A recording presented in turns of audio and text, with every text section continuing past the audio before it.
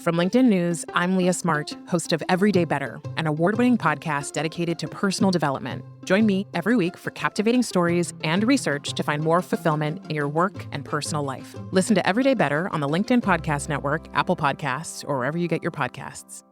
Break language barriers instantly by translating up to 44 languages in real time with the HP AI PC, powered by the Intel Core Ultra processor. With the right tools, work doesn't have to feel like work. Learn more at hp.com/AI PC.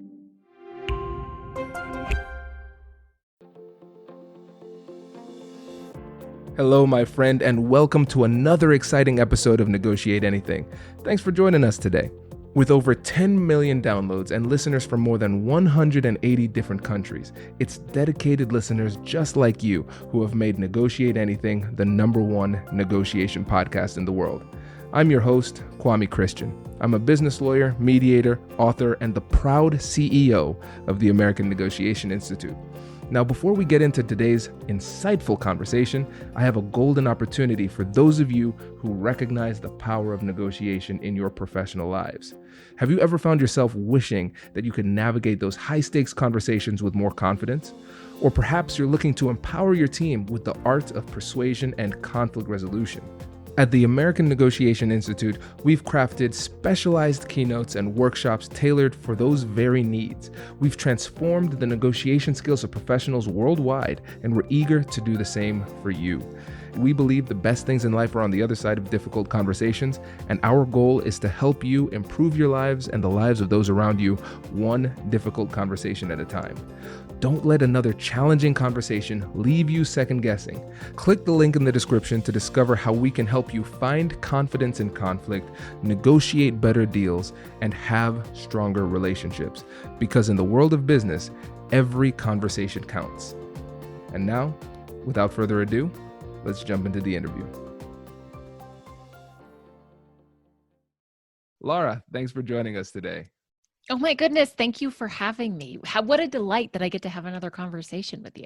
Yes, I think we're actually just using these podcasts as excuses to chat at this point. I mean, honestly, I'm okay with that. I have no shame in just calling out that I have built something purely on my desire to have interesting conversations. And so probably have you in some ways. Exactly. So how about we start off by telling the listeners a little bit about yourself and what you do?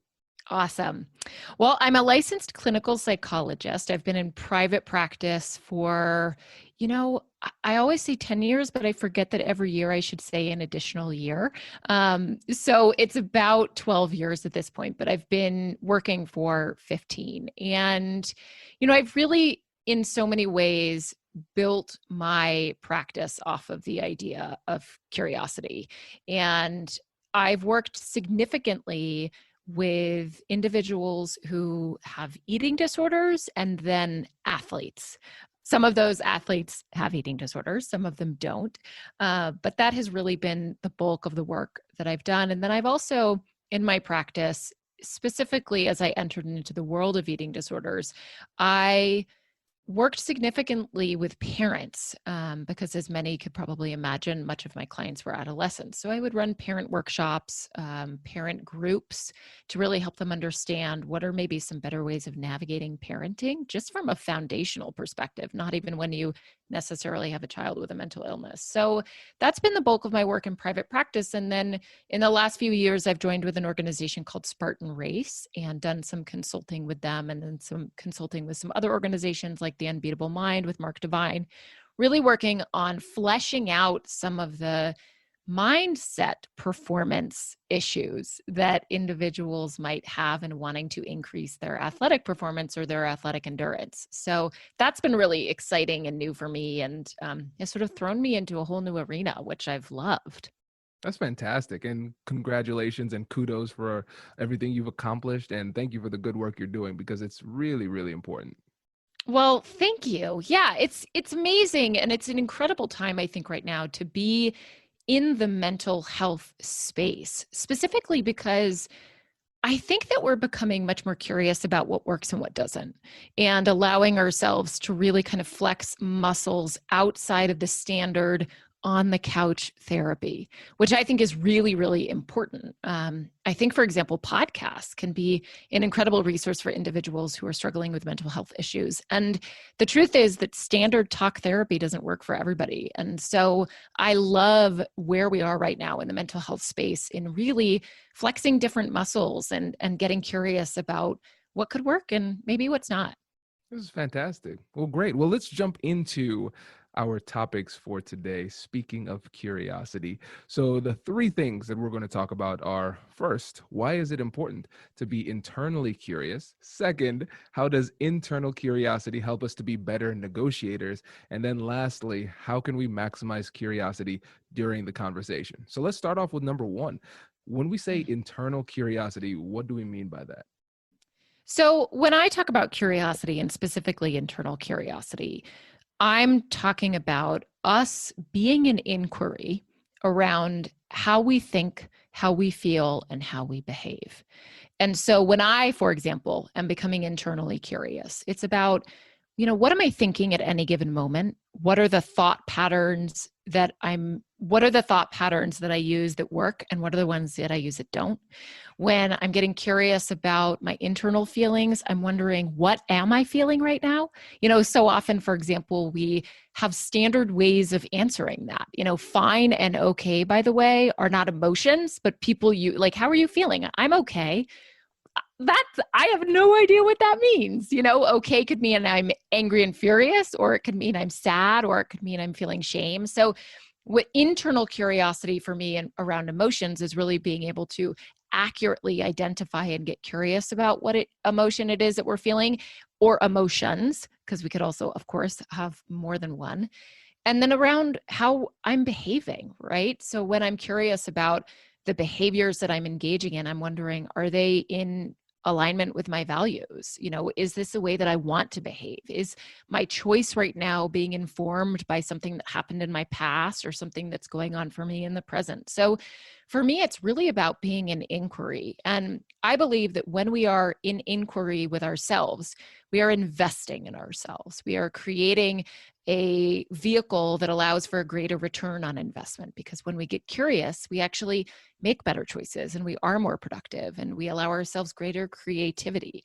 So I believe that internal curiosity really fuels a better way of living, in so many words. Yeah, that makes a lot of sense. And one of the things I like to do is play devil's advocate here. So I'll play the role of Ooh. the skeptic. Oh, I So love that. You're like my oldest child. exactly. So what about those people out there who say, well, all of this psychological woo-woo is a waste of time. You know what the right thing to do is, just do the thing and then get it done. I love that you've said that, because first, I've gotten that question, not only from you, but from clients, who say, like, well, why does it matter? Why does it matter if what I'm thinking right now is grounded in something that happened when I was 5, 15, or 25? I'm 45 years old right now. The choice in front of me is A or B or C. What do I need right now in order to make that? And I guess my response would be, listen, we're complex human beings, and we are complicated, and it's not always easy, and people don't always know. And in fact, there's so much that goes on at a psychological level that we are not conscious of, that if we can pause for a minute and get curious, maybe we can become a little bit more conscious of, which can actually allow us to make maybe just an incrementally better choice than what we might have made if we weren't as curious or conscious. So for me, I guess, I always like to think of, do I want to be like 2 times tougher, or do I want to be 10 to 20 to 30 to 40 to 50 times tougher, right? And I am always looking to elevate and level up. And so I want to go more beyond, well, what's just adequate right now, or what's good enough? I want to excel and really make the very best choices for myself that I can in any given moment. And for me, having that self-awareness and self-understanding and introspection aids me in order to do that. Yeah, it makes a lot of sense.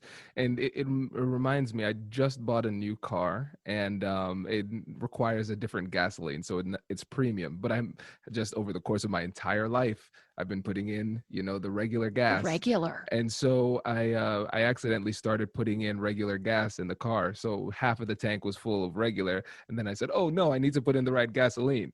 And Right. Laura, I could tell. I could tell very clearly that there was something not right here, right? That's amazing. That's a great metaphor. Exactly, because what's Mhm. inside will have an impact on what's outside. That's And right. so somebody might look at the car and just say, hey, it's a nice car, just drive it further, drive it faster. And I say, well, there's a problem on the inside here. We have to address it. And that's essentially what we're talking about here. But That's we right. won't know about what's going on in the inside if we don't take the time to go through this process of internal curiosity.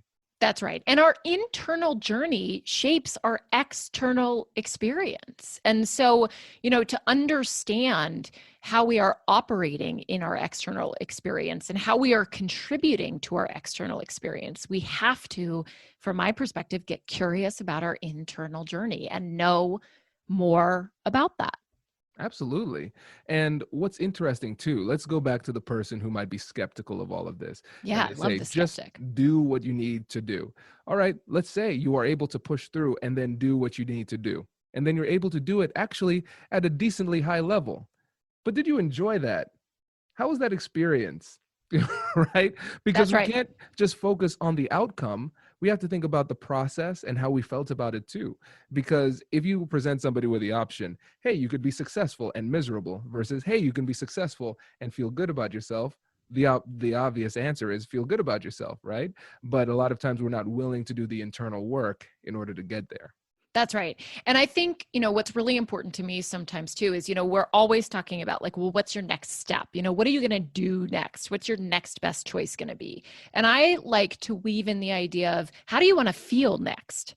Like in your next step, how do you want to feel? Because it's not just about the doing part of that. I mean, we like to believe that we are doing and thinking beings. And we like to kind of think of this feeling being as something that, like, yeah, maybe we experience during Christmas time because it's nostalgic, or during our anniversary when we hold up the idea of having a loved one, or maybe if we lose a parent and we experience grief. But like all these other feelings, like, I'll keep them at bay for now until I'm ready to address them. But the truth is that we are walking around feeling beings all the time.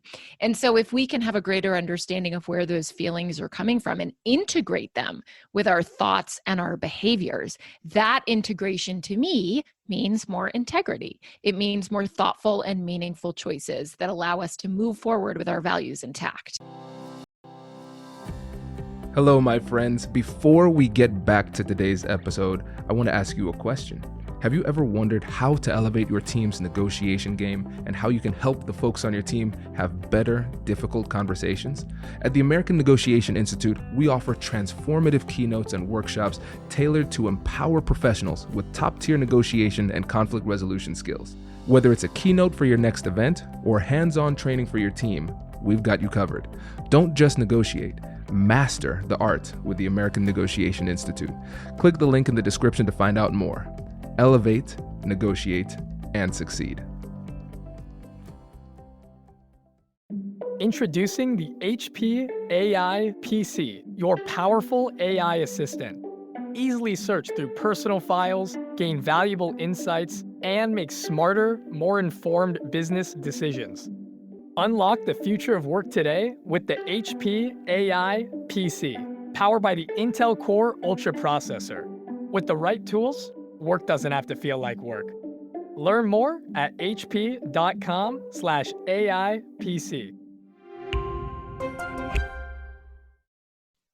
Yeah. So I think that this part is really important because from my perspective, I like to think of everything that we've gone through up until this point, everything that we've thought, felt, behaved, related, all of our relationships, kind of find themselves in a metaphorical backpack on our back. And when we move into any experience, any next challenge, any next job interview, any next difficult conversation, with somebody that's in front of us, we bring with us that backpack. And if we understand what's in the backpack, then we can actually utilize things that are in the backpack to make us better negotiators or to allow us to be more present in conversation. And I'll give you an example of that. So let's say, for example, in my previous job, I had a boss that never gave me positive feedback, ever, and was not only like devoid of, positive feedback, but also layered on criticism and layered it on pretty heavily. That job's over. I'm in a new job. I have a new boss. And I come into her office in our first performance review, and she starts in. But the language that she uses to transition some of her sentences is the exact same language that my previous boss used. Now, my brain, just because of neuroscience, is going to naturally associate, like there's that word, what's coming next is criticism. There's that word, what's coming next is criticism. And so I might literally shut down. Like I might begin to turn the volume down on her and put up my walls because I have had this experience before. And so I believe this is what's coming. But she might be sitting there giving me nothing but praise and or constructive criticism that's really useful for me and important for me to hear. But if I don't understand that my response to what she's saying is based on a previous experience that I had with the previous boss, then I'm not going to be open to receiving that. And I'm not going to even necessarily hear what she has to say. So for me, understanding and getting internally curious about the way that I'm thinking, feeling, and behaving at any given moment allows me to show up and be present and to understand if the things in my backpack right now are maybe preventing me from being a good negotiator in that moment, or if they are helping me be a good negotiator in that moment. Does that make sense? Yeah, it makes a lot of sense. And what I like about this is that we can look at it from the lens of our own experience and our own goals in these negotiations, but also from the experience of somebody else on the other side. Because we've probably had situations where we said something that was benign, and then somebody took it the complete wrong way. And you're saying, what in the world just happened? That's right. I was trying to be nice. What is wrong with you? And so we can recognize how relationships start to break down because of the baggage that you described. Right. That's an excellent point, because I think the truth is that curiosity is contagious. And so the more curious that we can also be internally with ourselves, that provides sort of a vehicle for us to be curious, just like you said, about how our engagement with somebody else might be impacting them. And we might even be able to get curious about them too.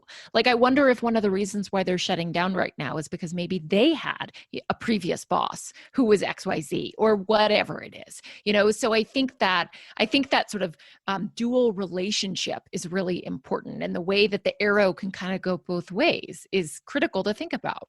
Absolutely. And that's something that I found very helpful in as a mediator and in my negotiations too. I remember in the book called The Charisma Myth, one of the things that she said you could do is essentially psychologically give somebody a pass for bad behavior, not in that you're not holding people accountable in the real world, but in your head, just so you don't get all caught up in it, you can make up an excuse for them. And I thought it was really interesting. So I tried it one time. And so let's say that somebody is blowing up in a mediation, acting improperly, accusing me of things, accusing the other side of things. And then I say to myself, I'm recognizing I'm starting to get upset. Then I say, you know what? Their dog might have died this morning. They might have lost their job, something like that. They might have broken up with a loved one. And so I don't know if that's true, but it helps me to depersonalize a personal attack. Yep. And so I can say, no, that wasn't about me. And so now I can get to the point where I don't need to make up that excuse. I can just say, yeah, that probably wasn't about me.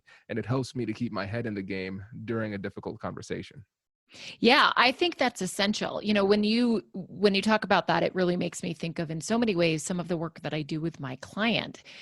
A lot of it is really about discovery. It's about kind of understanding, where and when is my client most willing to get curious with me? And where and when are they going to shut down real quick? And it was really interesting, for example, in sessions with adolescents, because when I brought parents in for some kind of parent education, I would begin to understand maybe why an adolescent might have a difficult time with me when I'm talking a certain way because, oh, mom does the same thing. And so her experience of me in that moment is more like a mom than maybe it is like a therapist. So I think it's so important, this curiosity piece, for us to just consider how it might serve the conversation. And I think sometimes we worry that curiosity, again, is sort of this like psychobabble nonsense that doesn't really get us very far. But in fact, I think the toughest individuals and the ones that really hone in their skill set are the most curious individuals. Absolutely. And now during the conversation, because when we're talking about this, a lot of it sounds like pre-work before the conversation. Mm. Is it possible to be curious internally during a conversation? I think so, very much so. I mean, for me, for example, one of the things that I like to talk about is really understanding what's showing us for us by tuning into our own body, right? And so by considering our own body language. So, for example, if somebody says something and you immediately back up, I'm backing up now, but if you immediately back up in your chair, what is that about in that moment? And can you quickly check in with yourself and say, I just literally created 6 more inches of distance from this person in this moment. What does that say? Am I uncomfortable with something they said and I want to create space? Am I feeling like maybe attacked and I'm trying to get away? What is it that's happening right now for me that is showing up physically in this manifestation? So I always love this idea of body language and understanding where our body language is. Or, for example, if you are with somebody in conversation and they scratch their nose and then you scratch your nose, are you then maybe in a greater opportunity for empathy in that moment because you are literally mimicking their behavior, not consciously, but you notice that you're actually doing it? So I think if we can tune in and become curious and just ask ourselves short little bits of question. Listen, it doesn't need to be a 20-minute internal therapy session here, but just inquire sometimes about what's going on, I think can really serve the conversation. Absolutely. It's incredibly powerful. I do the same thing. A lot of times if it's something, usually it's blocking behavior. So it's blocking and then leading back a little bit. Yep. And I say, the simple question I ask myself is, what was that? Like, hey, Kwame, exactly. I saw you do that. What was that? Or maybe it was a response that came just a little bit too, it was a little bit too short, just too sharp. And I'm like, ooh, you might have caused some damage. What was that? And Right. I'm like, oh, okay, well, yeah, that was something. And I think that's one of the big things we have to recognize. It's something. And it's really funny because it's almost like our subconscious is signaling to ourselves constantly that there's something either amiss or maybe something that we like or whatever it is, but they're signals. But Yes. since we're not very curious a lot of times, at least not naturally curious about our internal states, we often miss it. So it's important for us to start to generate and cultivate this new cognitive habit. Yeah. And I think, and I'm going to go back to also what you brought up in the first question, which is, is it both ways too? And I think too, we can get really curious about how somebody else is responding physically. I mean, when I'm in sessions with clients, will observe it out loud, which I wouldn't necessarily recommend in a conversation with someone. But for example, if the client grabs a blanket and covers themselves after we've had a difficult conversation, I'll point out to them, I notice you covered yourself with that blanket. Do you feel like you need some kind of like hug right now? Right? Because they're sort of metaphorically getting it from the blanket. But I think that we can also do that when we are in conversation and in negotiation with another individual. If they, for example, begin to back off, they cross their arms, they maybe even turn their shoulder a little bit as if they're turning away from you. How can you begin to weave that into your own knowledge and understanding of maybe what it is that they need right then in order to be more in the arena with you because they're getting out of the arena, right? So what is it that you might be able to do? Do you soften your tone? Do you pause for a minute? What are the things that you can do to maybe allow them to come back into the conversation? You use something that I love so much, which is how do you call people in rather than call people out? And I think that we can begin to call people in more to conversation when we are in tune and curious about when are they shutting down. Absolutely. And this is great. I think I need to have an episode just fully on body language at some point. It's kind of ridiculous. We're at 215 plus episodes and I haven't done it yet. But for anybody out there who wants to learn more about body language, check out the book, What Every Body is Thinking by Joe Navarro, a FBI agent. Whenever counterintelligence people read books about persuasion or reading people, read that book. Yeah, exactly. It's very good. That's brilliant. So with the time we have left, let's cover the last part when we're talking about curiosity during the conversation, more specifically externally, because we've been focusing a lot on the internal curiosity. What are some unique ways that we can mobilize curiosity externally? Well, I think language is key. I think language is really, really important. For example, right now, it feels like people are really hot. It's an election year, and there's a lot going on in our country, and so oftentimes people are starting out conversations with things like "How could you?" which immediately puts the other individual in a defensive position because it's accusatory, right? And so even just a tweak in language of, I'm wondering what makes you, right? Or I'm wondering why. And why is even a word that sometimes I hesitate to use because why also sometimes initially like makes you feel like a child. Right. When someone says like, well, why'd you do that? That's what teachers and parents say to us all the time, right? So I think just tweaking our language a little bit and understanding that too. Another thing that I think is really important right now is that there's this idea of, well, I just don't understand. Well, okay, then let's get curious about it. How come, gosh, I'm so curious about that. Right? What, like that's even to me, like the tone that we use. And I think even using that word, curiosity in conversation can really create more of a collaboration than a debate, right? Because you're calling, again, to use your language, calling somebody in rather than calling somebody out, which I think is so essential because, we know that defensive also increases our experience of shame because it feels like we've done something wrong. So the language around how could you vote for that person? Right? Immediately is, oh my gosh, am I doing something wrong? Let me defend my choice rather than let me get curious about it. Absolutely. I think those are great examples. And going back to the point that you made where sometimes people say, I just don't get it. Right? Yep. Well, then just say, help me to understand. Exactly. A really easy way to do it. And I honestly think, Lara, that curiosity is almost like a magic word. Yes. Because it doesn't offend people too much. I can't think of one time in a difficult conversation I've been in or somebody else who's been talking about negotiation for a while. When they use the term curious, people don't say, you're curious? I am offended. I've Right. never heard that. And so it really softens the approach because if you Yes. just say, out of curiosity or I'm curious, Mm-hmm. usually people receive that really well. And I think especially if you're having trouble empathizing with somebody in the moment, just using those softeners can do wonders when it comes to getting people to engage more wholeheartedly in the conversation. Yeah, I couldn't agree more. And in my experience as a psychologist, it's interesting because for the first few years in my work, I wanted to do therapy really well. I wanted to make sure that I was pulling out all of the psychological constructs and the verbiage and all the vernacular that made me sound really smart and, made me present all these ideas to the client who, oh my gosh, had maybe never thought about that before. And I realized, quite frankly, that was horrible. It went nowhere. It was awful.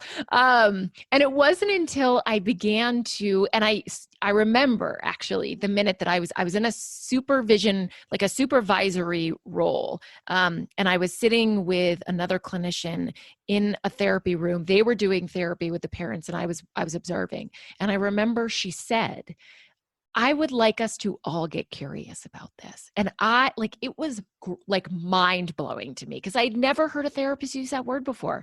And I was like, I'm going to start doing that. And the minute I started doing it and changing my language with my clients and allowing myself to be more in collaboration with them rather than teach them, it just shifted the work substantially. And I've never turned back because it's just worked so well. And clients are so much more responsive to it. And similarly, when I've done consulting work and gone in to C-suites and had conversations, it never goes well when I try and teach them something. They all have egos too.